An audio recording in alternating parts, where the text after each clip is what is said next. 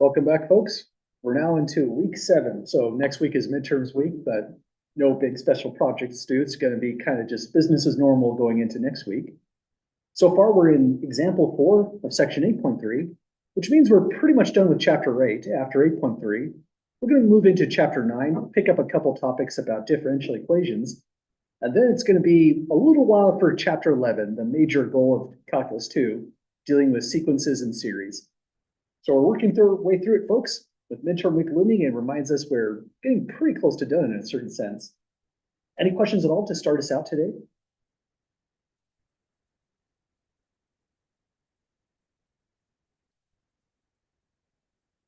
Okay, let's just take a look into the further schedule. So we have a normal week this week. Next week is also a normal week, despite it being midterms week. And at the end of this week, that's what I'm going to turn over to start filling out the materials here for exam 2, the study guides, sample problems, that kind of stuff. The last section that we finalize on this week is going to be the last section that appears on exam 2. So just maintaining that same exact pattern as we did to get through exam 1. That way you'll have a chance to submit your homework problems, ask questions, get them answered, and get your feedback on all those homework problems this week here before doing them again as an exam in an exam setting. And pretty much the problems I'm going to ask on exam 2 are going to be similar in spirit to what I did on exam 1. It's the same sort of problems that we were doing in the lecture notes, very more similar even to the problems that you were doing as on the homework as well. So pretty much getting through the homework is the main thing that you can do to be successful in this class. Even if you're a little bit behind, I'll accept all homework assignments for full credit. So in section 8.3, here's where we left off. It was kind of a weird place to leave off, on all honesty. Maybe we should have just ended class a couple minutes earlier. But let's review what we did.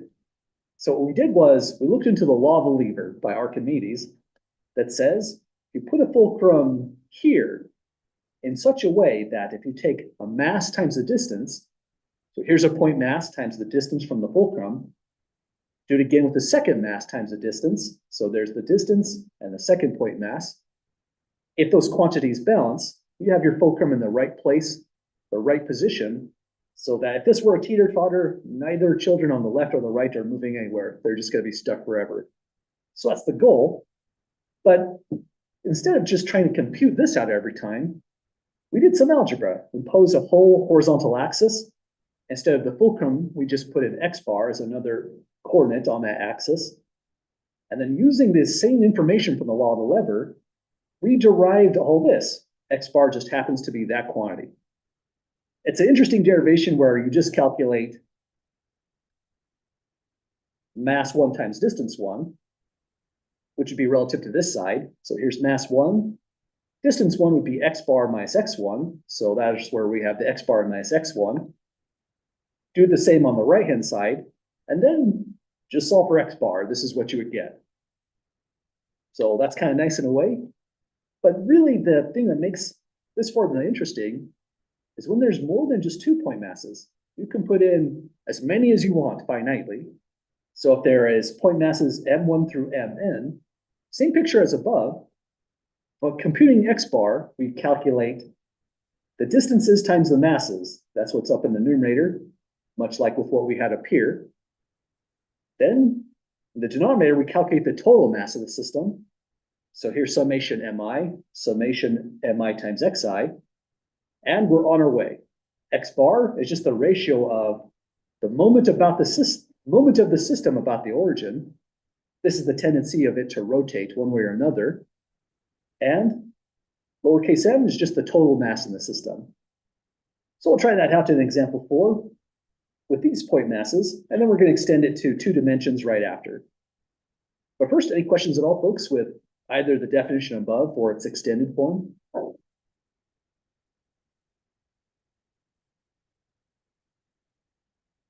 Okay, by the way, if you're curious on how you would prove this extended form, what you do is you take your old proof,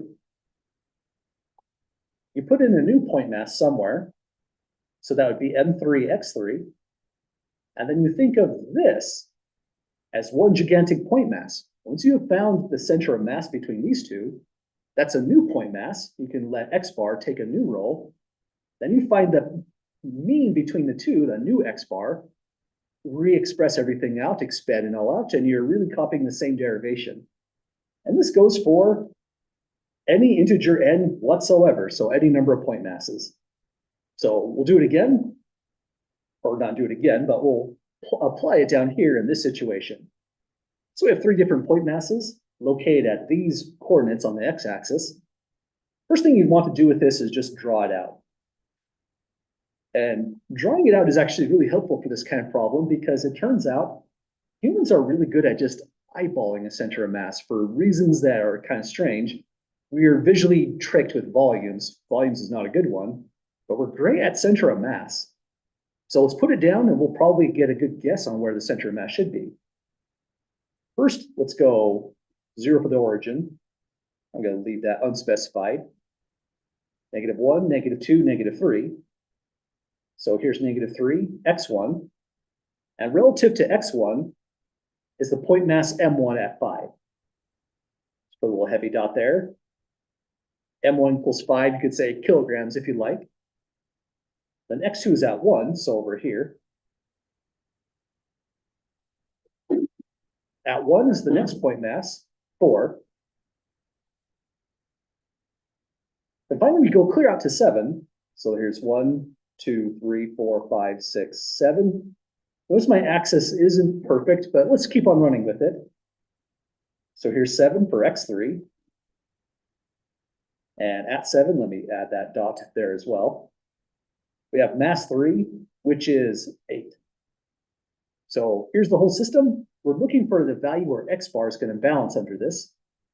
And if we had to guess, well, I don't know. What would you all say? Should it be more towards the right here or more towards the left? Yeah, I would agree with you. x3 for 7, it's pretty far away, so there's extra leverage there. Also, that's very massive, right? It seems like our center should be somewhere out here. Hard to say exactly where, but maybe about here should be center of mass.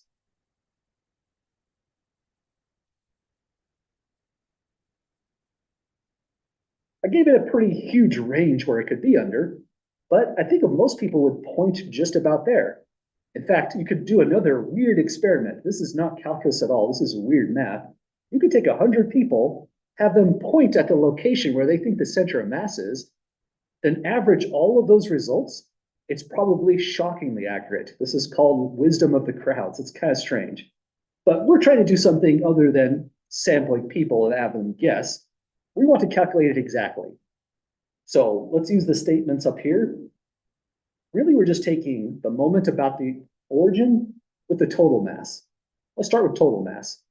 So m goes mass 1 plus mass 2 plus mass 3. So that's just 5 plus 4 plus 8. Let me fix the H real quick here.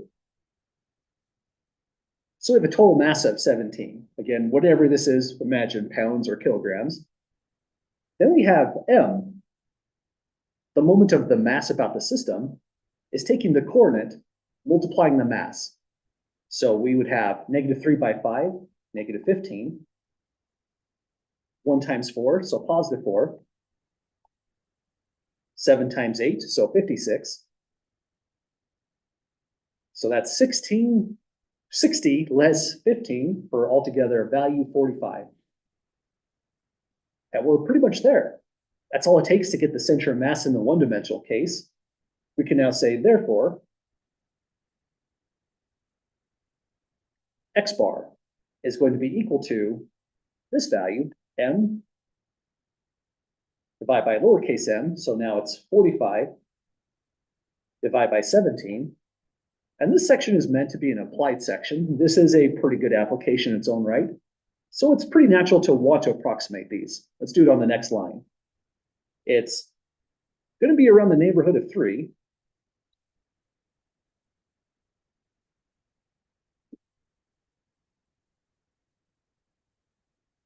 I need to remember to open this before class starts. There we go. So 45/17 gives us a 2 point, I'll call this just a 2.6. because I can't plot to the nearest hundredth anyways, so 2.6, approximately. So that means if this is 1 and 2, the location for the fulcrum, if you build this as a real physical system with planks and most of the weight being at where these point masses are, the whole thing balances right here, right at X bar. So we didn't just estimate the center of mass, we have it exactly, 45/17, and the rough figure over here. Well, any questions at all, folks, on doing this in the one-dimensional case?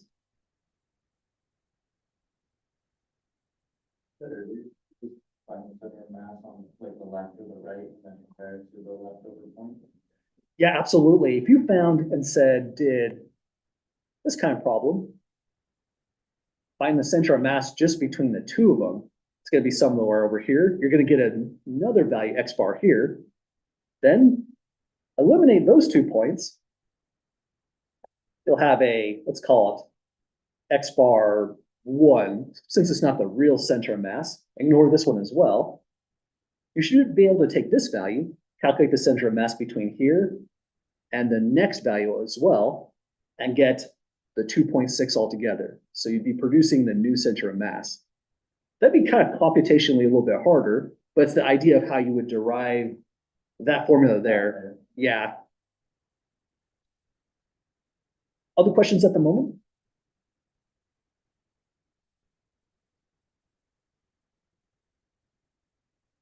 Okay, well, let's now go to the two-dimensional case.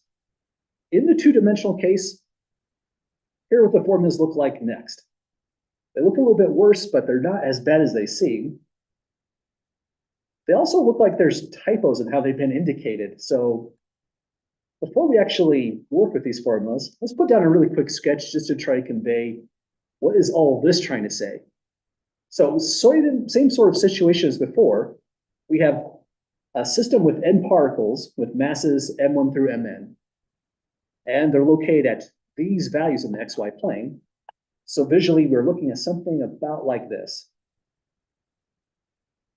Here's our xy plane, but we are just using this as a coordinate system on top of a real physical system, where this is a point mass, m1, relative to a point. There's another point mass, m2, maybe another one clear over here, why not, m3. So you build this system by making it rigid so that in the two-dimensional space, they stay in the same relative to positions to each other.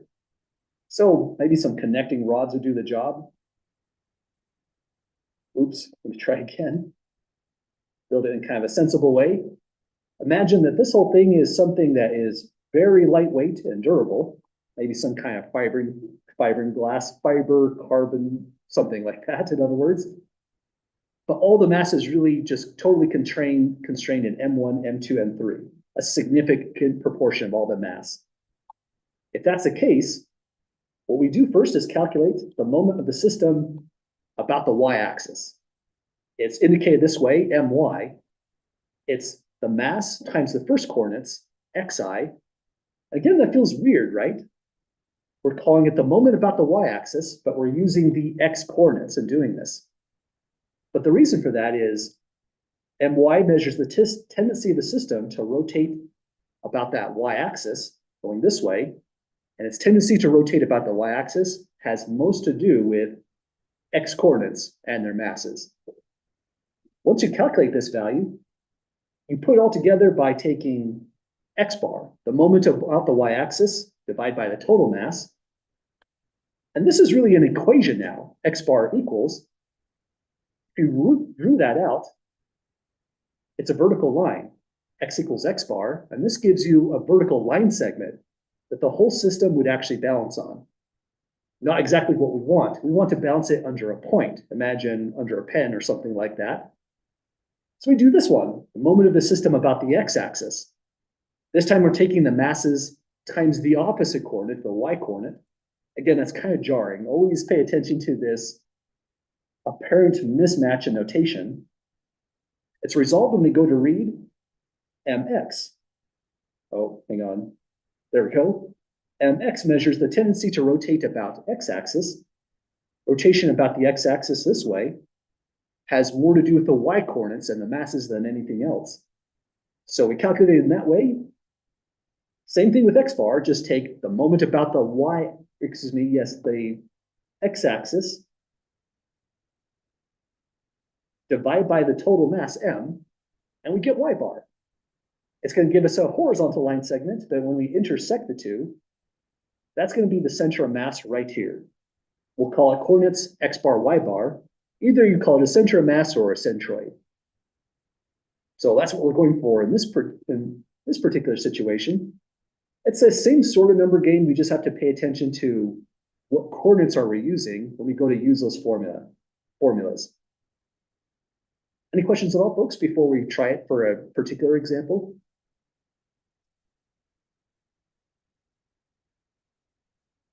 Okay, let's give this a try. So example 5 says, let's go to a new page on this one. Leave that there. So we have 4 masses located at 4 different coordinates. We want to find the moments mx, my, as well as the center of mass. But just like before, if you were doing this as an exam problem, this is not a bad idea. It takes just a moment to plot this all out. And this is a great way to check your answer. I would first start with the coordinates and then put the corresponding masses on them. So go -4, 2. And the more accurate you are in plotting in this way, the more convincing your picture is going to be. But it doesn't even have to be perfect. So even rough plotting is going to give us a great visual. So we have -4, 2 in this location, relative to mass 1, which is 5. Then go to the next point, 0, 5. So this one's on the y-axis.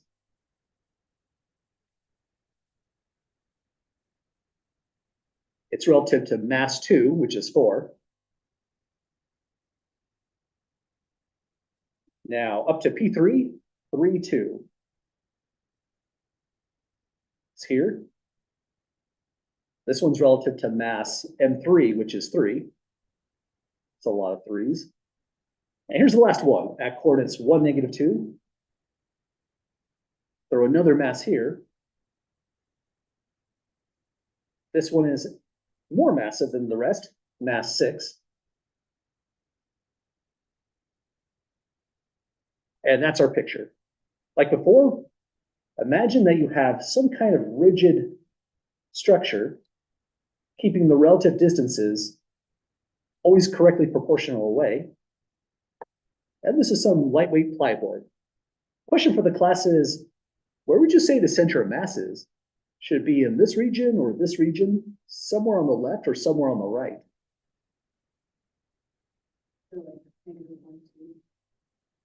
Sorry, say again? Somewhere over here? Yeah, I would agree with you. It seems like it should be somewhere in this location. It might edge down a little bit because this is a pretty massive part of it, but it's not that far away for very much leverage. And yeah, I'd say center of mass is probably right somewhere in this region. Does that seem about right to folks visually?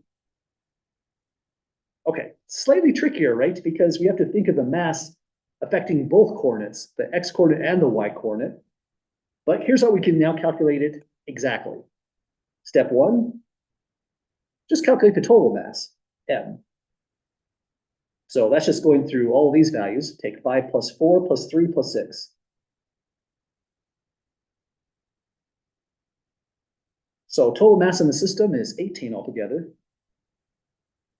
Step 2, let's measure the tendency of this system to rotate across the y-axis. So imagine we're trying to balance it under this y-axis. It's going to rotate one way or another. For doing that computation, what we're really calculating is mx. What mx does is it takes all the masses, multiplies your first coordinates, and that's its tendency to rotate about y-axis. So this will be -4 times 5 plus 0 by 4 plus 3 by 3 plus 1 by 6. So there's mx. Again, it always feels a little bit weird. Hang on. I think I indicated this wrong. I called it mx. I wanted the rotation to rotate across the y-axis. So I took the masses times the first coordinates. That seems about right. Let me double check my work here, just to be extra sure. No, rotate about the y-axis is masses times first coordinate, and we call it my. That's a little bit frustrating. Let me take a screenshot here so that we can get this exactly right. It's kind of rough to learn this and get it backwards. So sorry for the distraction here. One more try at this.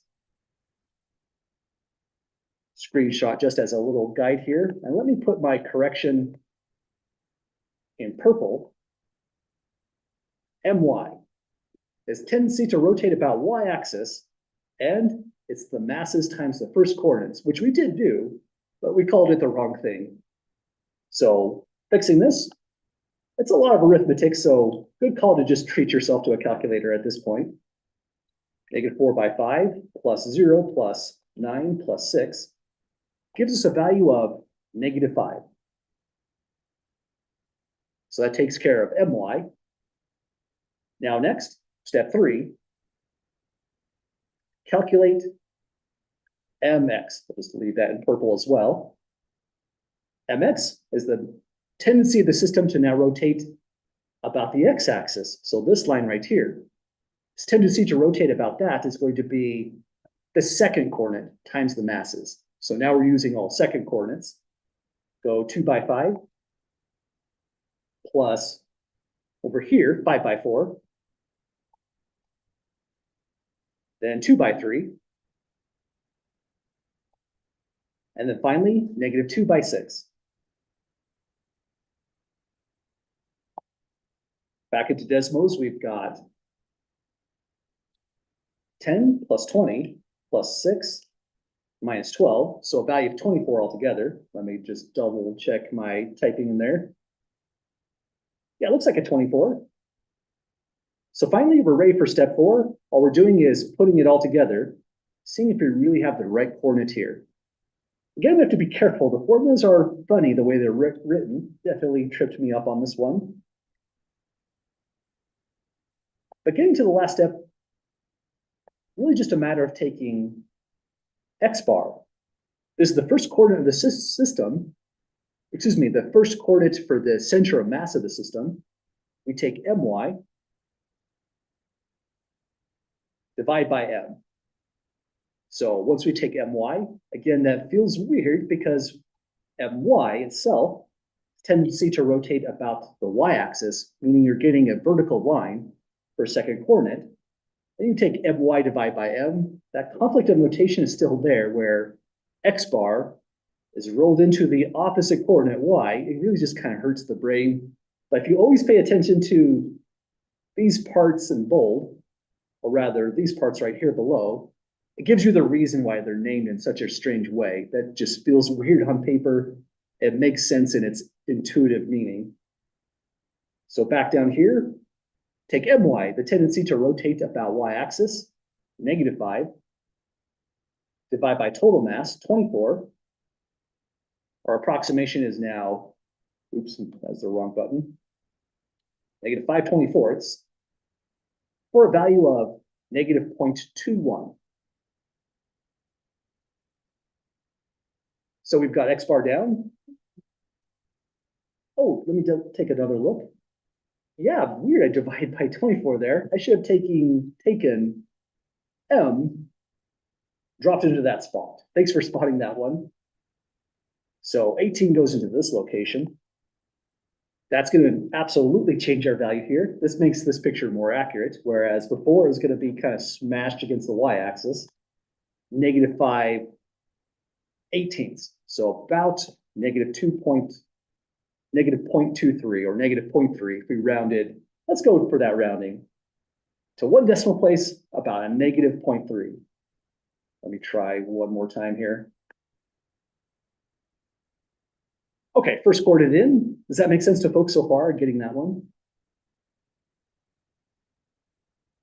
Okay, now we move over to the y coordinate.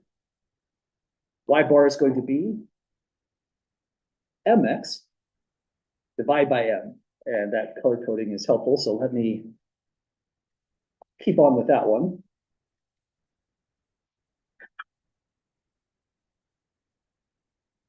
Okay, so now take mx value, which is 24. That's the tendency to rotate about the y-axis. Divide by the total mass in the system, 18. So 24/18, or if we prefer, 1.3 approximately, gives us finally the full set of coordinates. So putting this all together finally, we can paraphrase by saying, therefore, center of mass is going to be equal to x bar, y bar, which we found to be negative 0.3 approximately, and 1.3. So looking at how we did, negative 0.3 is about here, 1.3 is about here, and we're in that region. Somewhere to the left is where we're indicating. So that definitely fits. X bar, y bar, let's put down a better spot, is here.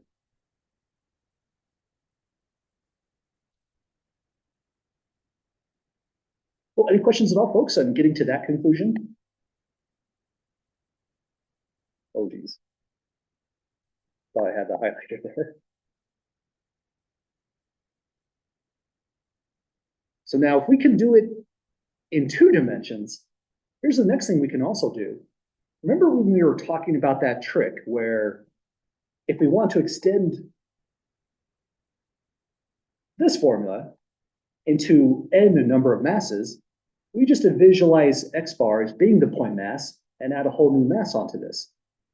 Well, we're going to be able to do that same kind of idea with this sort of arrangement. But our ultimate objective is not to add more masses to it. We want to take what's a point mass and evenly distribute all the mass equally for equal density across this entire plate. We're later going to call it a lamina. Think of it something like this, for example.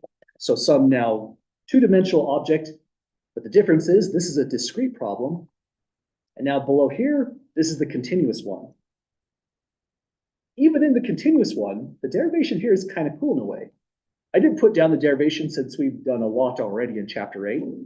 What the derivation does is it takes a region R. Let's draw it out. Region R is going to lie between values a and b. A function y equals f of x. And another equation, y equals 0. X equals a, let's just throw these on here just to be specific. X equals b. So these all bound a region, and the region that's bounded is this. So here's a bound region R.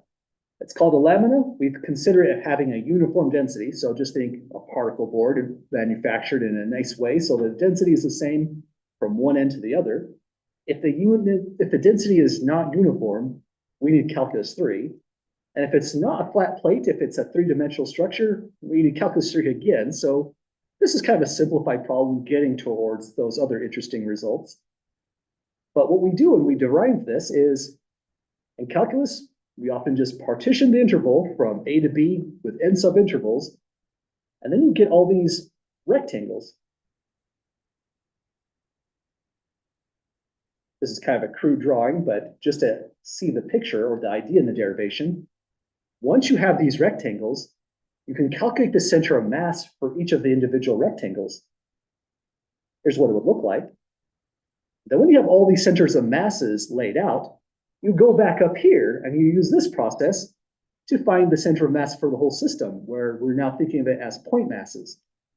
So what we do in calculus is we take something that is continuous uniform density, break up the whole thing into n regions like this, calculate all the point masses, put it all together, and these are the formulas that you get. This is a Riemann sum, so we're taking the limit of the rectangles to go to infinity, take all the point masses together. You have some really strange formulas now. This one actually comes from statistics. This measures the mean of a continuous random variable, x times f of x. So that's kind of an odd one in a certain sense. The second coordinate is a little bit strange. That 1/2 factor there, the function squared, happens to do with finding the center of mass with the height, having to take averages and multiply function values gives us a total different formula there. But once we break this up, take the Riemann sums, I'll refer to you in the reading on that full process. It's actually not too bad, just takes a while to write out. These are the formulas that we get. So these are the major problems that we want to practice. All the problems up above are really kind of just parts of the derivation getting to this overall theorem right here. So every part was important, even the one-dimensional case. But now that we're here, we're going to find the center of mass for this region. It's bounded by the horizontal axis, y equals e to the x, and 2 vertical line segments. Well, that's the y-axis and x equals 1. So that's what the whole problem could look like as a homework problem. But just like we mentioned in section 8.1, 8.2 as well, if this was a real exam question, you would have a plot. So let's start with just the plot itself. So let's go y equals e to the x. We have a domain condition, so it's going from x equals 0 to x equals 1. So 0 less than or equals to x, less than or equals to 1, gives us this graph. And it's kind of hard to see it just right because it increases really rapidly, of course, exponential. But we wouldn't necessarily want to change the scale here because if I distort the scale, I'm distorting my ability to see the center of mass. So this is a pretty good screenshot right as it stands, I would say. This is tricky in a graphing calculator because you're, say, in a TID3, the window that they give you in a graphing calculator is not one-to-one like this window is right here. It's often distorted, compressed a little bit in the y direction, for example. So now, here's how an actual exam question would look like. Let's pretend we're doing a real exam question with this one. This is the whole graphic that you'd be provided. It's up to us to know what we're dealing with here. First, y equals e to the x is this part.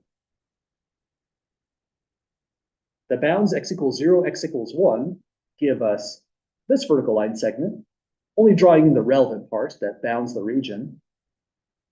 Another vertical line segment going this way. The bound y equals 0 is a horizontal line segment, tying off the region, so now it's finite. So this is the region R. We don't have to call it a region R, but just comparing it against the region R from the original definitions above. And in this region R, again, imagine this is something like a 1-inch thick steel sheet, completely uniform density, uniform thickness. It's been machined in this really weird way. We want to know the center of mass. Maybe we're going to manufacture 100,000 of these. Maybe it's a military application. Who knows what we're doing? But where would you all point to the center of mass? From here, should I go up, down, left, or right? Oh.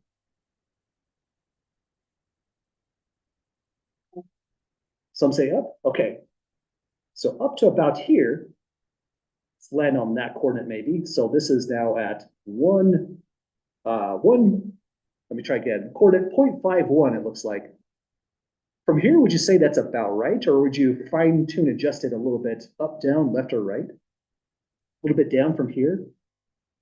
About there. Oh. I would agree. Somewhere in this region, looks like that's where the center of mass is going to lie. Let me just circle roughly right around here. So we expect our answer to be there. Surely, if our answer lies out here, that's a huge problem, right? It's got to lie within the region. If it was up here, that's weird as well. That would never make sense. So that's kind of a fun problem in a way because we immediately have a set of expectations. Now we're going to practically match the steps we did last time in the two-dimensional discrete case with point masses. The first thing we needed was the total mass. In this problem, first thing we need is total area. So we go area equals. This is an ordinary integration problem. We're going from 0 to 1,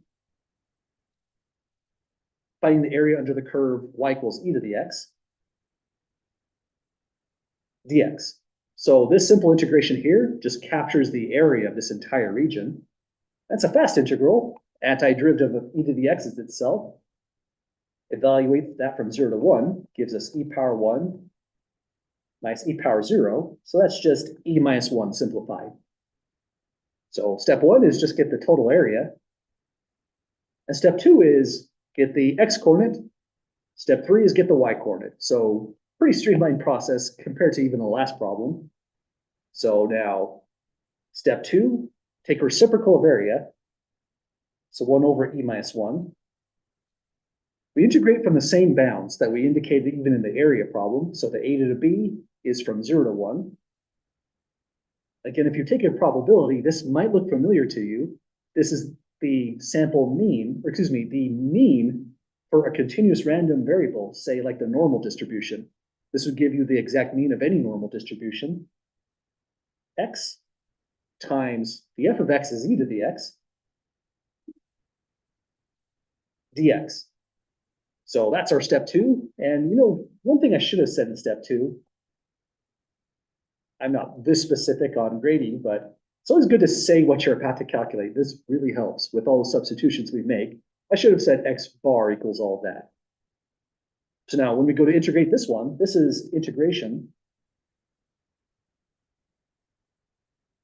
by parts. Any volunteers for a good pick of u? Sorry, say again? I think a better would be probably x itself for this kind of integration by parts. Because if we go for a e to the x on u, yeah, it gets a little bit, well, the same complexity upon the differential, exactly. So going this route, du's complexity reduces to a constant function, 1 times dx, or just dx. dv is e to the x dx then. Good news on this one is the antiderivative is immediate. We did it once right over here, just get e to the x. And finally, putting this all together, we have x bar is 1 over e minus 1 multiplying the result of u times v, x e to the x. But we're evaluating this in a definite integral. Our author often just does the evaluation right here once he finds a part of the antiderivative. He says evaluate it. Up to you if you want to evaluate the total thing or do it piecewise. Then minus the integral, still from 0 to 1, of v times du. So that's e to the x dx. So finally from here, we're on our way. One more antiderivative, and in fact, keep in mind, we just solved that antiderivative. That's exactly this one right here. So there's no reason to reinvent the wheel. We'll just drop minus e1 and e minus 1 right here, or minus e plus 1 if you're thinking with the distribution in. So on the next line, x bar is reciprocal of e minus 1. Evaluation here is going to give us 1 times e power 1 minus 0 times e power 0. Minus here gives us, because we already did it once, e minus 1. We don't have to think too hard on that.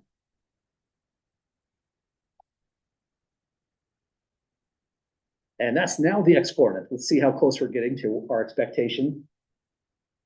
1 over e minus 1 goes here. Then we have times e minus e plus 1. This is a fancy multiplication by 1. So it's just 1 over e minus 1. So that's the exact x coordinate of the centroid.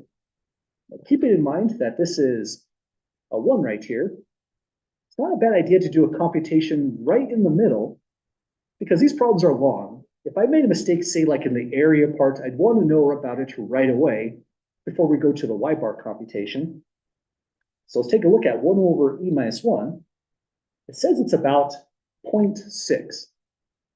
And we indicated somewhere in the neighborhood of 0.5. So we're doing really good. 0.6 is in the region that we're expecting. Why did it move slightly to the right? Well, it's because of this peak here is putting slightly more mass to the right. And so the x coordinate has to shift along with it. If it was more flat here, it wouldn't have moved to the right as much. Well, does that look all right to folks so far? Okay, next step is y bar. So this equation up here. But a really good strategy for any kind of math problem really is try writing down the formula verbatim without peeking up above. It's always a great idea to see if you can do that.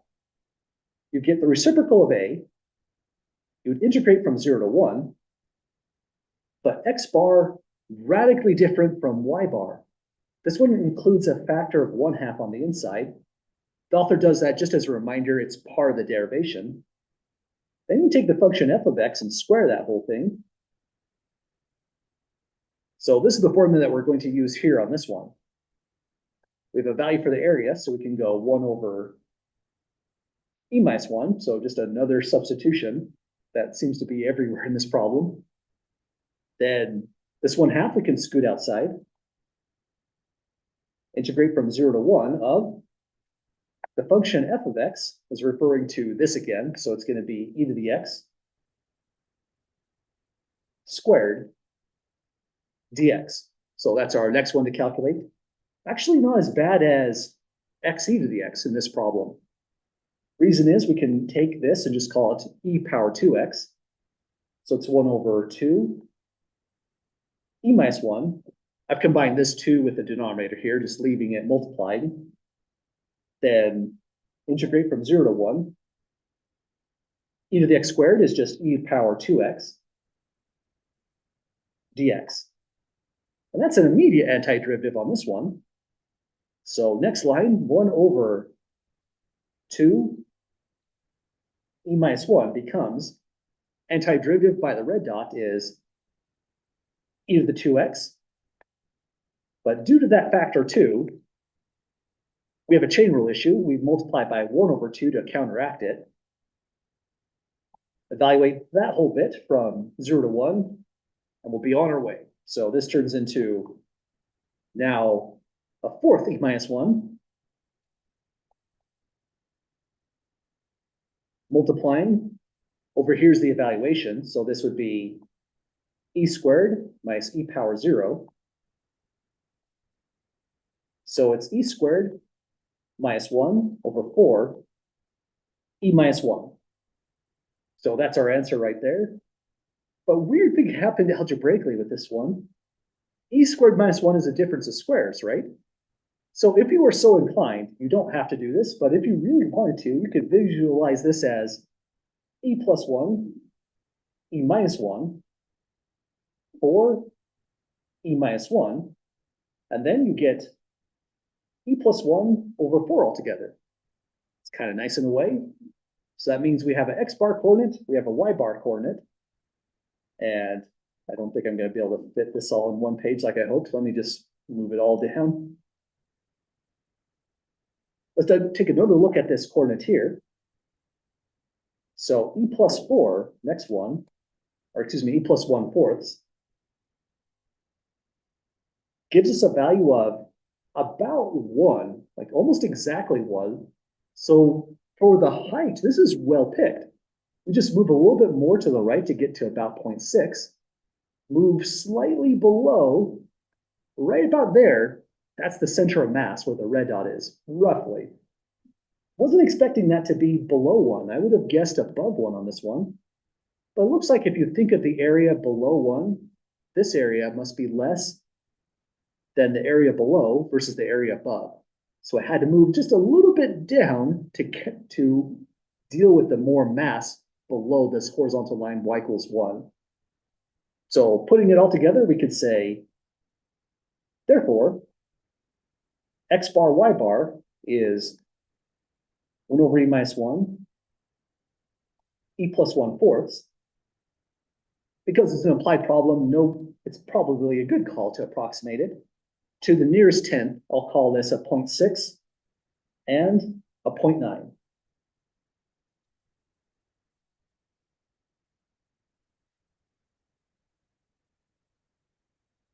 But we did it, folks. If you have weird things that have exactly uniform mass, density, all that kind of stuff, then now you can find the center of mass on the centroid. It's a very practical problem, but another thing we mentioned is the application to this problem is kind of stunning in a way. This has a humongous application to language processing and computer science. Doing a Google search using normal, natural human language, it is a center of mass problem. So if you're really curious, you can read this article. This is telling us to find center of mass for the utterance of 6 speakers saying the word beat versus bat. Telling the difference between those two words is really tricky for computer systems, whether it's AI or not, but it's a center of mass problem, really. And it came out of this book here, if you're even more curious about this kind of content. But this is doing it once. Our goal is just to practice this a couple more times. And that's going to be example 7. I think we'll end on this very next one down below here. Any questions first at all, folks, on going through the full steps?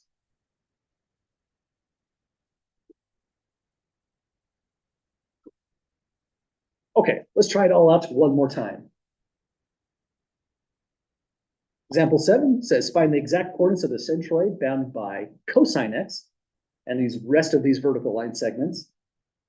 So first thing you would see as a real exam problem is that's plotted.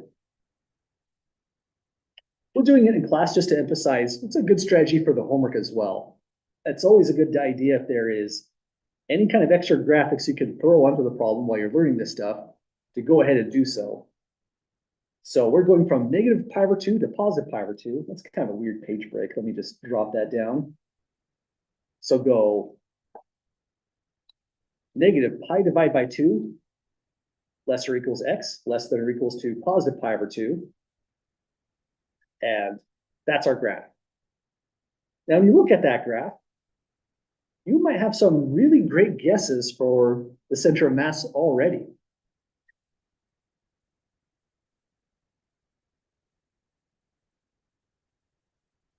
Anyone happen to know one of the coordinates for the center of mass?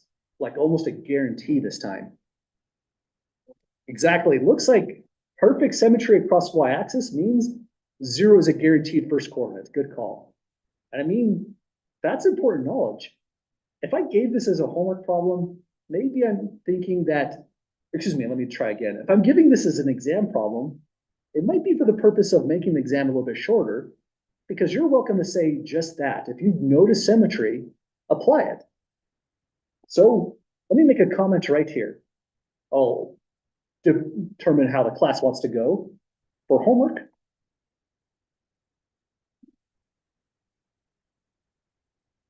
and exams, we can use symmetry. The special symmetry about cosine x is that it's an even function, which means symmetric about the y-axis. And it tells us a whole bunch of stuff. But in particular, we can say x bar equals 0 since y equals cosine x is an even function. Even function, again, just another way to say symmetric about the y-axis. The area itself, you could use symmetry principles on as well.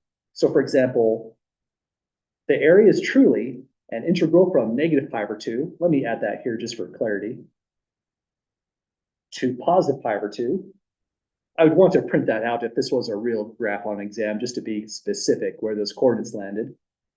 So you can go from negative pi over 2 to positive pi over 2 cosine x. Symmetry even helps right here as well. You know, honestly, there's nothing too hard about this integral, but for a harder integrand other than cosine x, you might want to take advantage of that symmetry. It's asking for the total area under the curve, but you could just start right here from 0 and go up to pi over 2. Integrate from 0 to pi over 2. Cosine x dx. We just have to put in the correcting factor. Anyone see what value we should put there?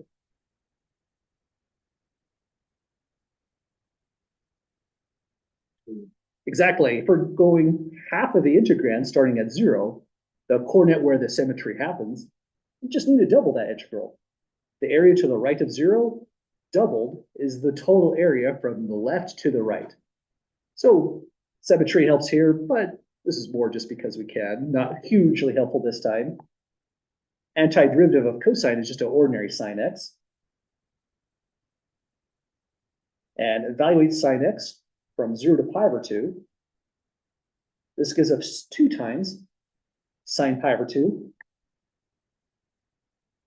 minus sine at 0.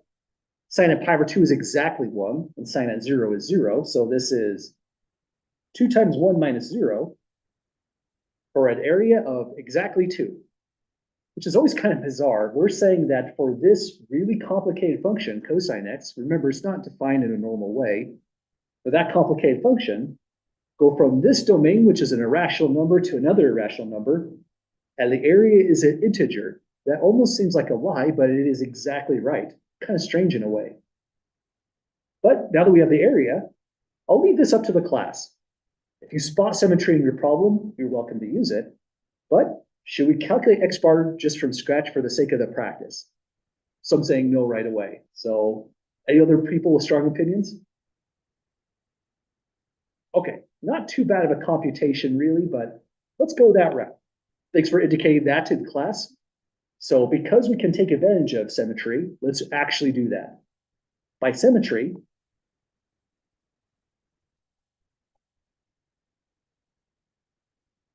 we know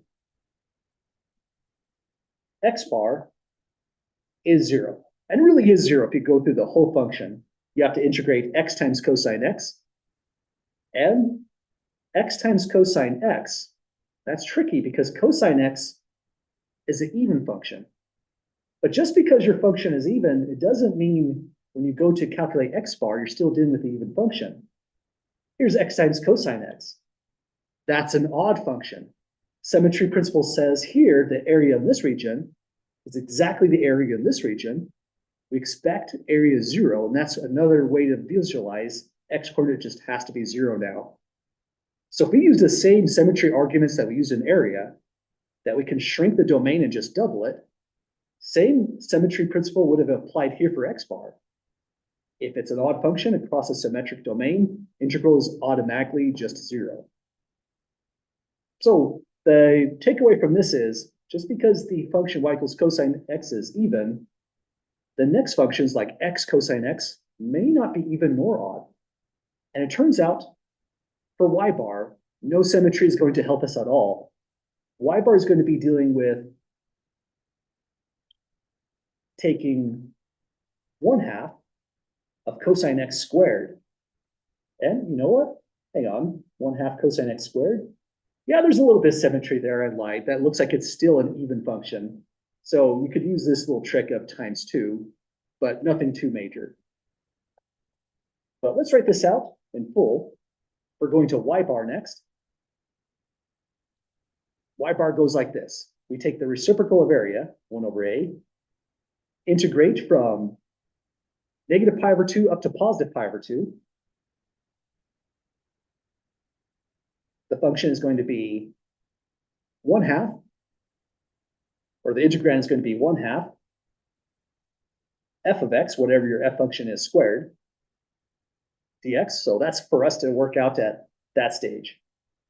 Let me go back to black. So 1 over area, that's just 1 over 2. So we've got that part down. There's an extra 1/2 factor here, so let me pull that one out. And I'll just do the total integral from negative pi over 2 to positive pi over 2. 1/2 f of x squared is just squaring cosine x. So we'll have cosine squared x going here. And you know what? That makes it a pretty good exam 1 review problem. I know exam 1 review problem doesn't sound exciting, but you know, it comes back on the final exam. So this is a final exam review problem. That's a better way to say it. Integrating cosine squared x requires an identity. Anyone recall how it goes?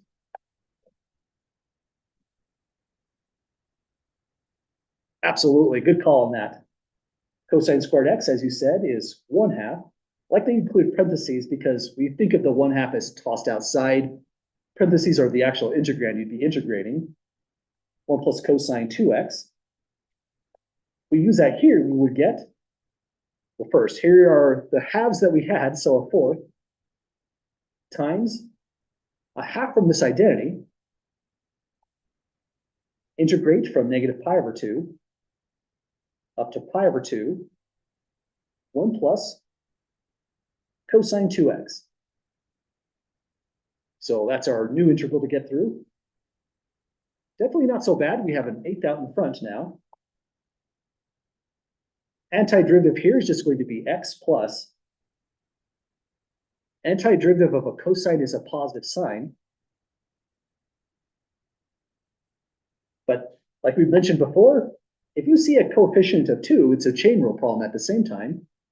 So we counteract by taking times 1/2 this way. Now, if you differentiate sine 2x, you will get cosine 2x times through, wiping out that 1/2, getting us back to that term in the integrand. Does that make sense to folks on getting that antiderivative for cosine 2x? Okay, with all it placed down, this stuff, starting with those outer parentheses, evaluates from negative pi over 2 to positive pi over 2.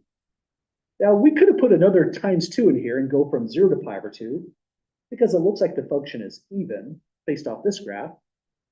But if you just cranked it out this way, it's honestly not too much more steps.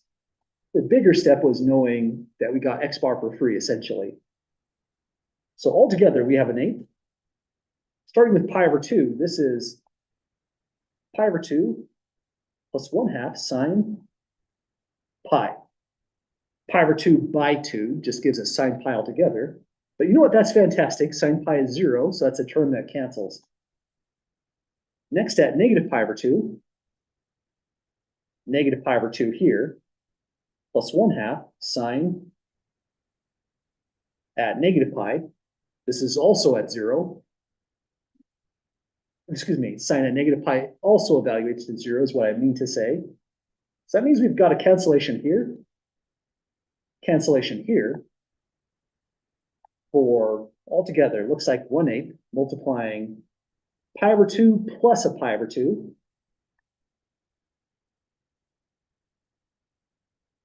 But that's just pi times 1/8. So this is pi over 8 altogether. So we now have both coordinates, x bar is 0, y bar is pi over 8. So let's summarize and see just how close we really were. X bar, y bar is going to be approximately 0 for the first coordinate. We'll put the approximation in for the second coordinate. We do have the exact figure here, so not too much of a worry. So go pi divided by 8. To the nearest 10th, that's a 0.4. So 0.4 over here.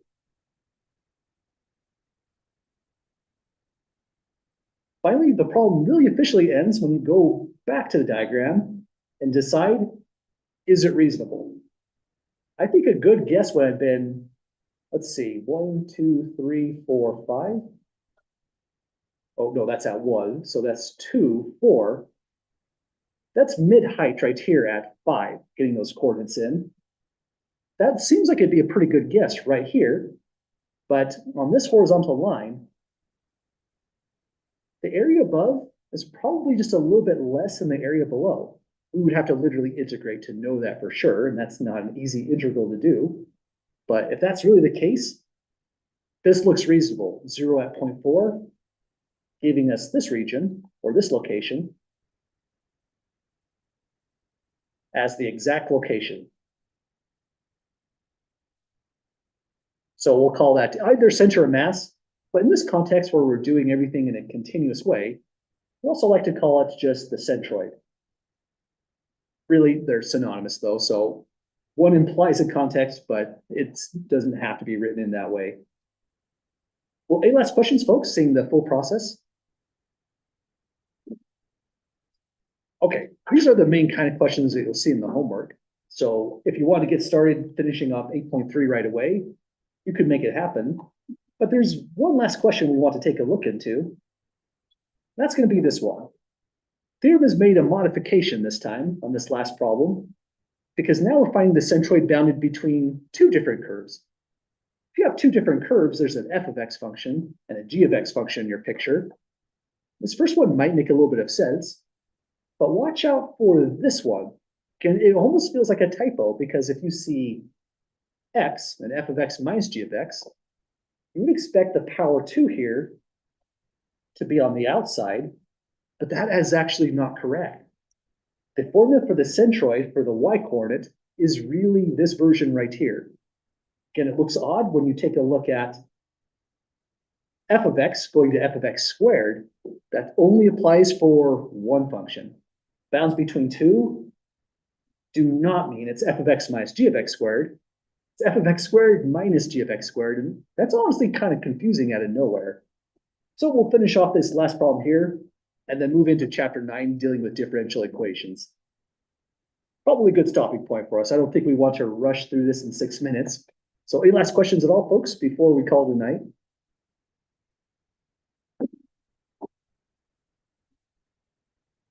I should scroll to this part when I ask for last questions. Sorry, say again? Yeah, exactly. That's pretty much how it goes. That'll organize how you get the area and all the remaining integrals. Well, have a great night, folks. We'll attack this one next class, and then move over to the next chapter.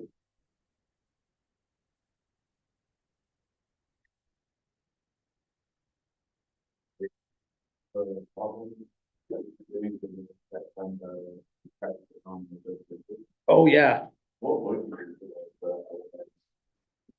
Oh, geez, for a circle, I yeah. was thinking, because for a circle cosine over the period of pi half, Yeah, it would be like, then you multiply by 2, that would give you an entire circle, but. true. The trouble with our methods, though, is we want a function if we can get it. Yeah. And so when you draw a circle, automatically it's not even a function anymore, right? Is it the next, yeah, Yeah, so what we need to do in this case is we could take this whole equation, let's say it's x squared plus y squared equals a radius squared. Pretty much, yeah. Well, we're gonna have it in terms of radius and the x coordinates. We'll go y is plus or minus square root of radius squared minus x squared. From here, you have two functions you have to work with now, but you could make it work in this case. So again, it's kind of tricky in the sense that if your x is up here, you're going to find the length with the positive end. If your x is over here, you're just going to use the full diameter. And if x is down here, you use the negative end of that. oh, that's terrible. And it's even worse because when you go to actually integrate, you need trigonometric substitution to push through the problem at the same time. You plug in sine squared, like so. Exactly, yeah. That is. It just gets terrible. nastier as you go. Randy Bowen has showed how this one goes. He did out of the homework problem and he shared the notes with me, and I decided probably not a good one for class. So Randy's showed all the ways this could be pretty terrible. That's terrible. Let me know if you'd like to see how it goes. You could ask Randy, or you could ask me to share those notes as well. Yeah, cause I was thinking, I'm like, I don't know how you would, like, even start writing the, cause like the integral is what is PG times, whatever your boundary is. And then you would do X times, then you have to rewrite it in terms of L of X, yeah. Which means we're gonna need to split up our integral because the definition of Lx changes depending on x, yeah. So it's really gonna turn into two integrals altogether. One for the negative bound and one for the positive bound. Yeah, depending on what end you are on here as x moves down in the positive direction. Yeah, it's kind of a weird problem where slight change in the geometry goes from easy to terrible. Yeah, all right, thank you. Yep, absolutely. Is Susan Park going to move to Monday since we finished it today? Yes, absolutely. Yeah, I'm gonna make sure it's not the two in the same day, yeah. And then, what do you want to provide on the upcoming exam? Because I have. Yes. It's gonna be more than even exam one, because yeah, there's a lot more extra material. Yeah, I'm gonna have a pretty extensive formula sheet. And when I go to the end of this week, that's about what I'm putting down the formula sheet. Okay, yeah, then I'll do. Yeah. Exactly. Great, thank you. Yep, absolutely. Have a great night. Thank you.